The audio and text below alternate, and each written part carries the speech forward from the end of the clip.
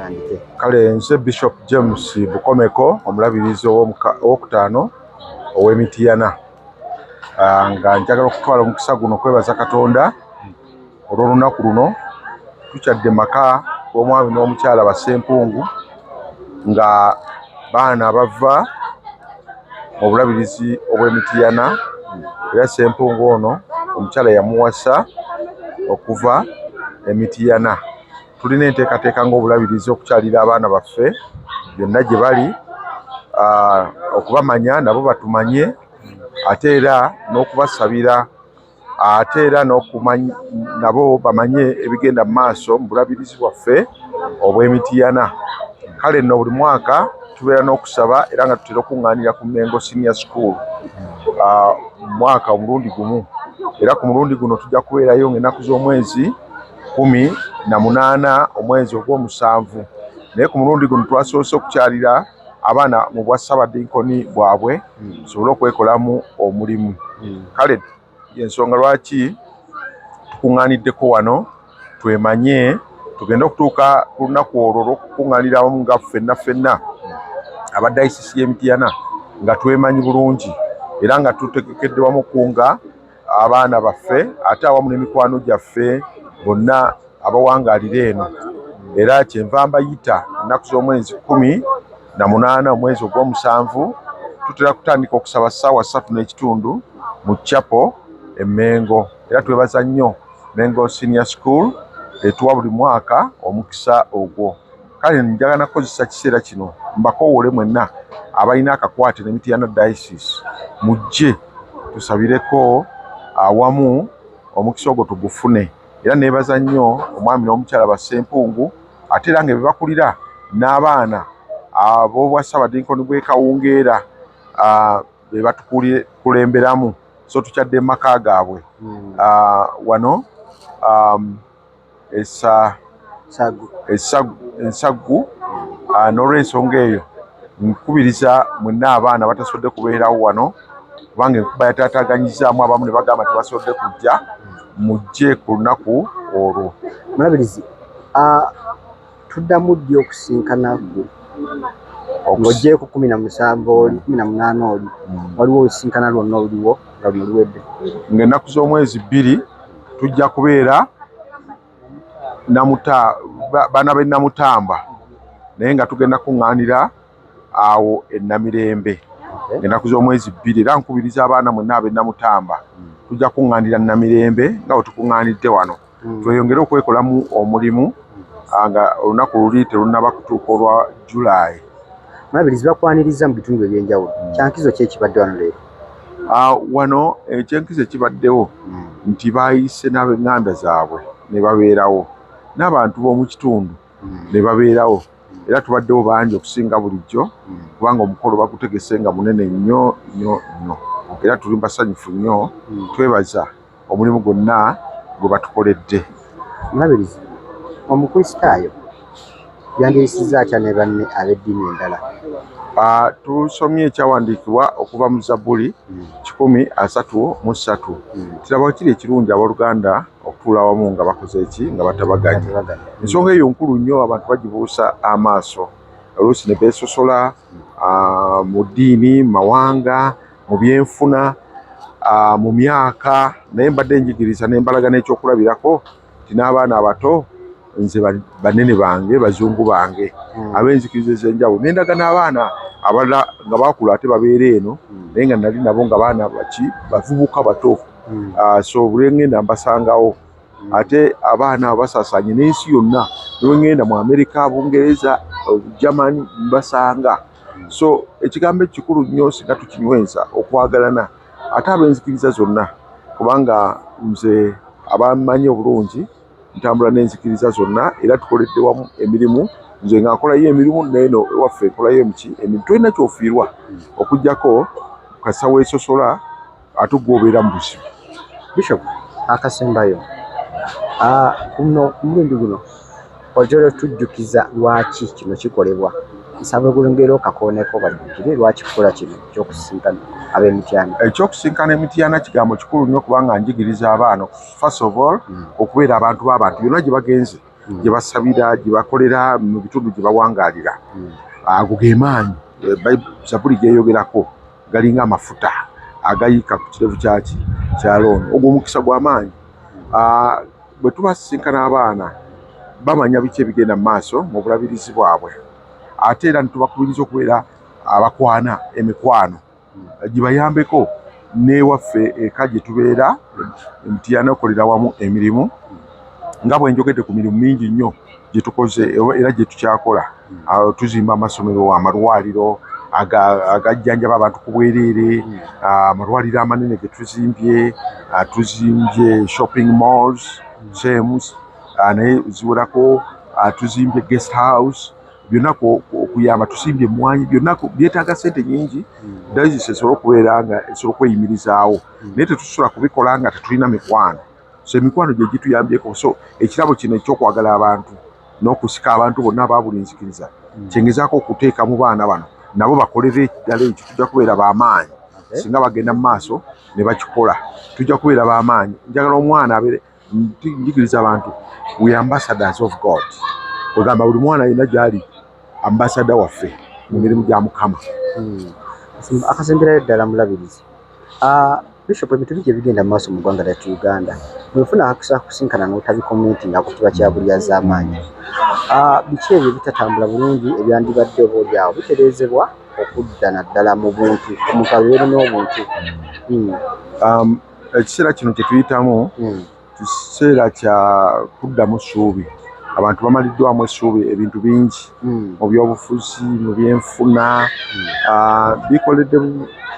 bikoze bubi nnyo abantu beetaaga essuubi ani azzaamu abantu essuubi ffe abakulembeze ab'ebyobufuzi ab'enzikiriza buli kye tukola kiteekeddwa okuba nga kizzaamu abantu essuubi era ekiseera kino kyakwegendereza nnyo ebigambo bye twogera bye tukozesa bireme kubeera byakukudaala kubanga ndaba abannabyabufuzi oluusi boogera ebigambo byakukudaala kugamba nga tebafaayo eri obulamu bw'abantu abakoseddwa waliwo bakoseddwa okubakuba ku nguudo mu ngeri etali nnungi byetutagala ffenna akinaguka tebamanyi nti abantu eri wansi bakaaba mu byobufuzi abantu bakosebwa n'abamu bakyali makomera so olema okukola ebintu nga byalubalanga wetaaga okubaako okuza emmeeme z'abantu kati amafuta gekalamye bikyakalamye n'owulira nga bannabyabufuzi abamu bamala googera carelessly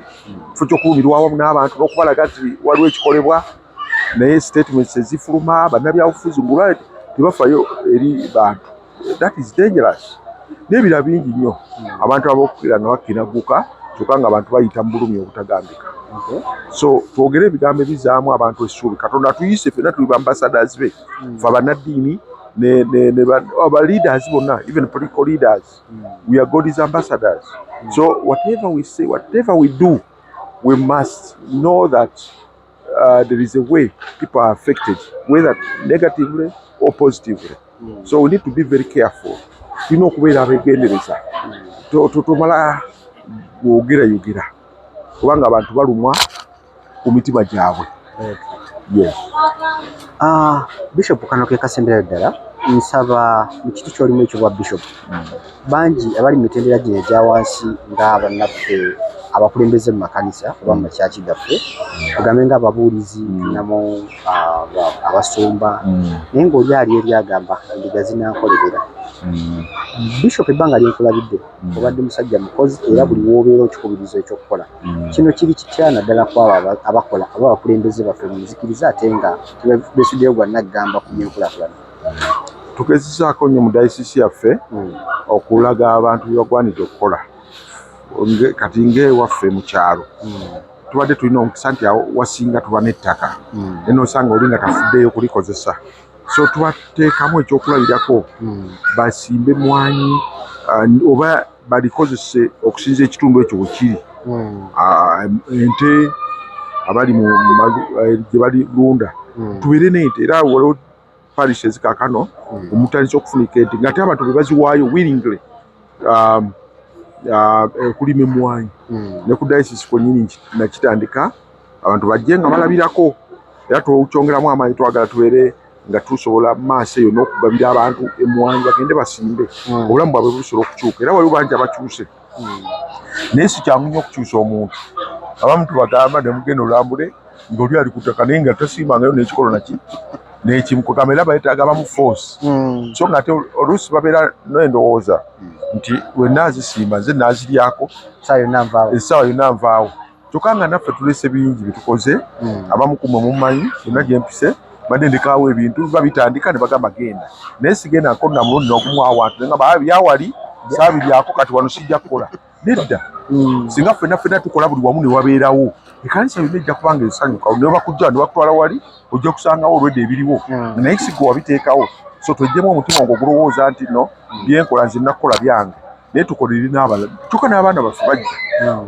kubanga obeera omuweereza abaana bo bali likely kubaamu oluswayo olwo olw'obuweereza ojja kwekanga omwana wo yagenze bw'otaakola ettaka ne balitwala kubanga gw'otaatawo waliwo walina omutima ogwo ate toyinza okuwangaala n'otafana mangu kuva mu nsi n'obiraba nga bikuluba naye ng'otya n'okubigamba omwana wo munange nalibadde nakola bwenti naye saabikola so kubiriza abantu ffenna tubeere bakozi nga tukozesa Katonda byakoze ki byatuwadde tujja okukyusa embeera zaffe tewali ajja tukyusiza mbeera okugjako ffe bennyini Ejibwa Annette Sempungu nga ndi coordinator wa Kawungera Archdiaconry mu Mityana Diocese. Olunaku olwaleero Bishop waffe Ssalongo Bukomeko abadde akyaliddeko bannakawungeera eno mu Kampala mu kitundu kye bayita Nsaggu. Abantu babaddewo twabakunze ne bajja ate ne Bishop atugambye ebigambo ebirungi atuwadde ebigambo ebituzimba ebyongera okutuyambako mu bulamu bwaffe obw'ensi n'okutambuza emirimu gya Mukama ate n'atukunga okubeera n'abantu kubanga omuntu yenna okubeera obugagga bwe obusooka bubeera mu bantu. Twebaza Katonda olw'olunaku luno kuba lubadde lulungi abantu babaddewo twebaza nti bakyagadde era tusaba Katonda ayongere okutwagazisa obuweereza bwe tukola naddala ffe bannamityana twebaza Bishop waffe olw'enteekateeka eyo gy'akola etukoze bulungi etwagazizza obuweereza tukola ebintu ebinene mu bwangu nga tulaba nti kintu kinene naye ate ne tukikola mu bwangu nga naffe tetutegedde so twebaza enkola eyo Bishop gye yateekawo etuyambye nnyo okulaba nga tuzimba Mityana Diocese. Munnamityana akulaba for the first time. Yes, oli waawe ewaffe eri Emityana? Emityana eyo nsibuka mu Busabadinkoni bw'e Kawungera nzaalibwa Kalamba mu ttawuni gye bayita Kalamba ew'omugenzi Katama Stephen Ssalongo. Omwami oyo edda yalinga musawo wa Bisiro nga tannawummula ssebo. Okay. Okusinziira ku kibaddewo leero nti mmanyi ne banno ogendayo gye babakyalidde kyanjawulo ki ky'olaba leero ky'osaba? Olunaku olwaleero mbadde musanyufu challenges zitubeera nazo nga tuteekateeka omukolo bwe guti kuba si gwe gusoose Bishop yakatambula mu Ssabadinkoni bwa mirundi 3 naye ekyenjawulo kye ndabye nti nze nga munnakawungeera mu kusooka nali ntidde kubanga nava Kawungeera nga ndi wa myaka 4 so ebbanga lyange lyonna mbadde mu kibuga kati Bishop bwe yannonda okubeera coordinator w'e Kawungeera ekyamazima yali challenge gyendi nga simanyi nti nkisobola naye olw'ekisa kya Katonda Mukama antaddeko ekisa era neebaza nti olunaku olwaleero mukwana abakawungeera babaddewo. Obubaka buli ki mu Kristaayo munnange eri abakristaayo eddiini yaffe tugiyeeyebudde nnyo yeffe abakyuka ennyo yeffe abasangibwa buli wamu nga eddiini kiki ky'oyinza okugamba omukristaayo? Abakristaayo bannange mbakubiriza bukubiriza twagale Katonda tuyigirize abaana baffe empisa tubayigirize eddiini entuufu gye balina okubeeramu tubalage nti eddiini eyo yesinga tekirimu mukisa kusagaasagana mu madiini leero n'obeera wali n'obeera wali tubeere mu ddiini yaffe eyo gye tuba twazaalibwamu tukole ebya Mukama nze nzikiriza nti bwe tukola ebya Mukama ne Mukama akola ebyaffe. Kaloozo kali ki eri atanaba kukyaza mu Bishop ono ndiba mutya? Akalowoozo mbakubiriza bakoordinator bannange naddala abaddako kuba mu omwezi oguddako tugenda mu Lutikko Bishop agenda kyali abanna Lutikko so nsaba coordinator w'Olutikko akole bulungi akunga abantu be abantu gye bali ate abantu baagala obuweereza akolere wamu ne Ssaabadinkoni wa Lutikko akolere wamu n'abasumba n'ababuulizi nzikiriza Mukama Katonda nti ajja kimukolera ate era ajja kuwangula bwe tunaateekawo enkolagana wakati ffe ba coordinators ne ba Ssaabadinkoni n'abasumba n'ababuulizi nzikiriza Katonda nti ekintu kyaffe kino ekya Mityana Diaspora Diocese tujja kukitambuza bulungi. Amiina. Nya Henry Lutaya Kalegga e Butega Nsaggu Nsangi Parish. Okay. Tukibadde wano leero. Wano zingani? Wano nzizenga omukristaayo wa St. Paul Church of Uganda Butega ng'esangibwa mu busumba bw'Ensangi. Yesebo. Ku mulamwa Bishop gwaliko ogwogerako ki era mulamwa ki? Omulamwa Bishop Komeko gwaliko ngwagadde nnyo era nga nkubiriza abantu mwenna ab'Emityana okugujjumbira. Omulamwa gwaliko gw'okuzimba Mityana Diocese Mall. Ffenna tufubeeyo tukwasaganize wamu era kyemmanyi n'obusumba obulala bwonna mu ggwanga eyo. Kutanka enkola eno eya Sseruganda kijja kutuyamba nnyo okukulaakulana gaffe abakristaayo mu Uganda. Kubiriza ko oba kowoolako ku bantu naddala batettanira nnyo ebintu bwebityo ebirimu eddiini ddala ebyeddiini owulira nti abakristaayo ng'akola ki ng'abyesamba biki byafiirwa waba ng'akola ekyo? Abantu bwe batyo ebiseera ebisinga n'obuwangazi bwa butono era nkubiriza abantu mwenna kino si bakristaayo bokka wabula n'amadiini gonna amalala abasiraamu abakatuliki bwe ffenna tusinza omuntu omu naye tuvaayo ffenna netuyambagana nabo babeera bwe kiba kiguddeyo eyo yonna naffe tuba tusobola okudduka misinde netukwasiza wamu tusobola okuba nga tugenda mu maaso. Osigadde ani? Nsigadde nze Henry Lutaya Kalegga e Butega Nsaggu. Apollo nga ndi mutuuze w'Ensaggu era ng'olunaku lwa leero lubadde lwa Ssaabadinkoni bwe Kawungeera nga tuzze mu maka gaffe gano nga ba diaspora ab'Emityana ng'enkola yaabwe bweri nti bagenda mu buli mukristaayo gwamanyi nti munnamityana naye ng'awangalira mu kibuga eno gye tuli. Essebo. Nawe oli w'Emityana oba? Ssebo nze siri w'Emityana naye Emityana gye nawasa n'olw'ensonga eyo nina akalandira ako ak'Emityana era kitegeeza nti ndiwaayo kuba ndi mukoddomi era omukyala afumba maka gano namujja. Bubaka ki bw'olina eri omuntu nga taziva Mityana naye olw'ensonga eno kiki bayinza okukola era obakubiriza ki?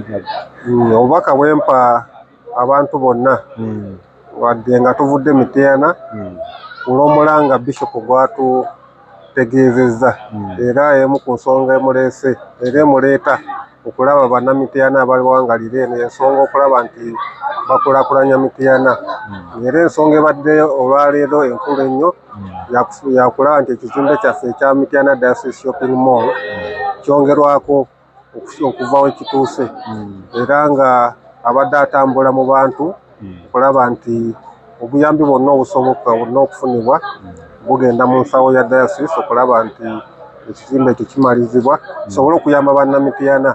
Ng'omulabirizi wagambye nti enkulaakulana gyatuuseeko n'ebintu ebikoleddwako tebiyamba ye nga omulabirizi oba nga abakristaayo ab'Emityana naye biyamba abantu bonna.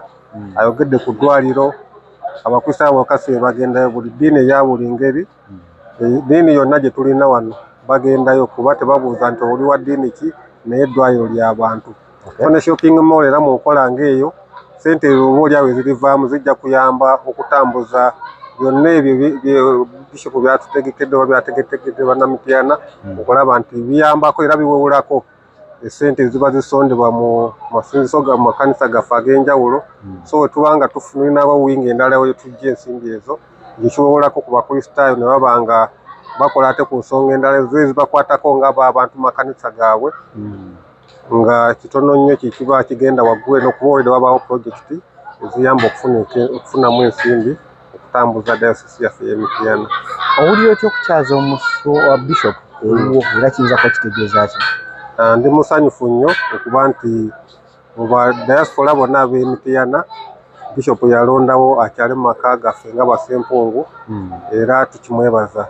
Si kya bulijjo Bishop okukyala mu maka g'omuntu yenna, naye oba omukyazizza olina kwebaza Katonda kuba nti omusajja wa Katonda alonzeewo gwe okulaba nti ensonga zonna z'atembeeta azikolera mu kifo ekikyo gwe kyennyini ky'aba alonze. N'olw'ensonga eyo tumwebaza era tuli basanyufu nnyo, era oluggi lukyali luggule era omukisa omulala gwonna guliba gufunise.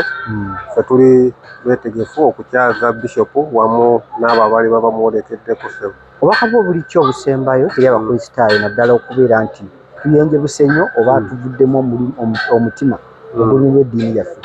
Obubaka bwempa abakristaayo nti mu ddiini zino ze tusinza nti gwe ng'omukristaayo gw'omanyi Katonda wo naawe n'abantu abakwetoolodde, naye gwe nga gwe kennyini omusitaayo gw'omanyi levo ki Katonda okubeera awamu naye kw'omuteeka.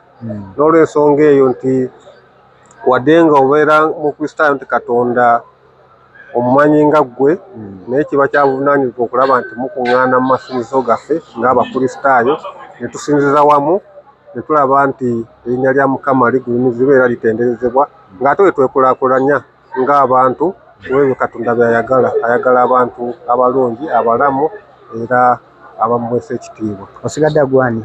Nsigadde nze Sempungu Apollo okuva wano Ensaggu Butega. Nsebo. Amina, tweyanza ssebo. Amina ssebo. Kusubscribinga ku Focus TV yange. Bingi